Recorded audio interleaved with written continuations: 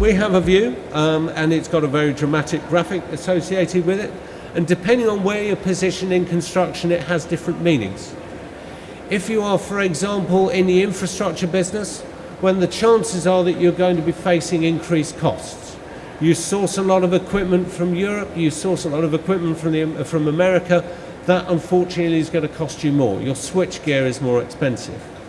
However, if you're a contractor who's facing, let's say, for example, the commercial or retail markets, the chances are those markets are going to slow, albeit even temporarily. So in some parts, it's clients who are going to take the hit, in others, it's actually the contracting side. So getting that balance and that sense of what's going to happen is really quite difficult.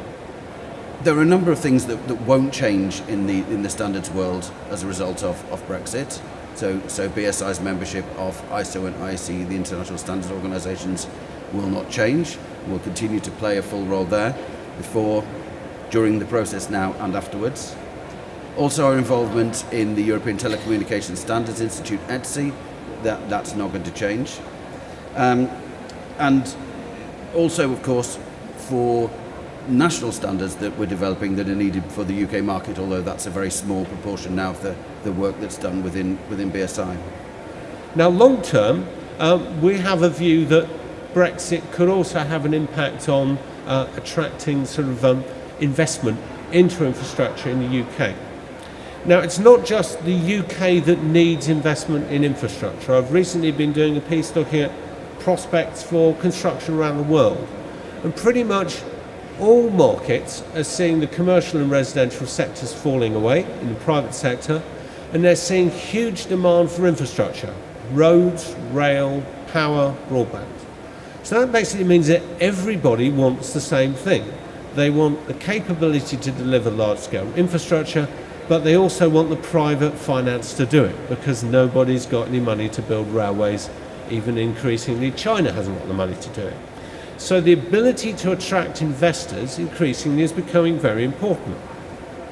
So we've done some work over the last 5-6 years tracking the attraction of different countries to international investors, recognizing that investors are footloose, they can pretty much put their money anywhere they want to, and basically it depends on how big the market is and how attractive it is. And the great news is that actually the UK is pretty attractive. It's up there at the top of the rankings, ranked 9. So that's great. We're actually more attractive than many European countries, but we lag behind some of the Scandics. We lag behind, let's say, for example, Singapore, Hong Kong, which are very investor friendly and very open markets. Now, the little bit of the challenge, though, is that 9th, a lot of that came from actually our investment risk. We're one of the lowest risk places to invest, but actually we're quite slow on the economic growth. So if you're saying if your economic growth might take a bit of a hit, and your investment risk certainly will take a bit of a hit because of things have changed, then that perhaps has an impact on our prospects.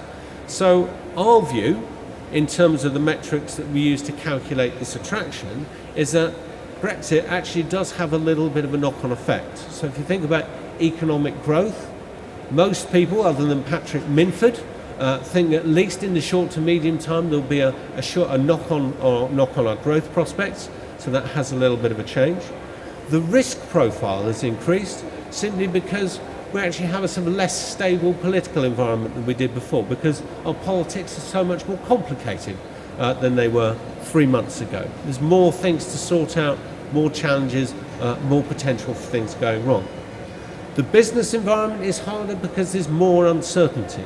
So if you're an investor, you don't know, for example, if you're going to have passporting rights in the next few months. So that's something that needs to work out. And our ability to attract financial resources has also taken a bit of a hit. And the one area where you could say things remain the same is the constant need for infrastructure. And we hope that that will get further support through the autumn statement, though I'm not expecting a huge amount around that. And you think today we should have been celebrating an announcement around where an airport in the southeast was going to go, and that has again been delayed, then in terms of it gives us a little bit of a hit on the confidence of government to be able to make those decisions. But the big question is what happens to the rest of the European standards world. and these are the European standards from the European Standards Organisation, CEN and CENELEC. CENELEC for electrotechnical standards, CEN for all other sectors, not including telecommunications. BSI's ambition, post-Brexit, is to remain full member of CEN and of CENELEC. And this is really important because it's by having full membership that UK experts can continue to influence the content of the standards across Europe. And this means that it gives the best possible market access for UK experts, UK products.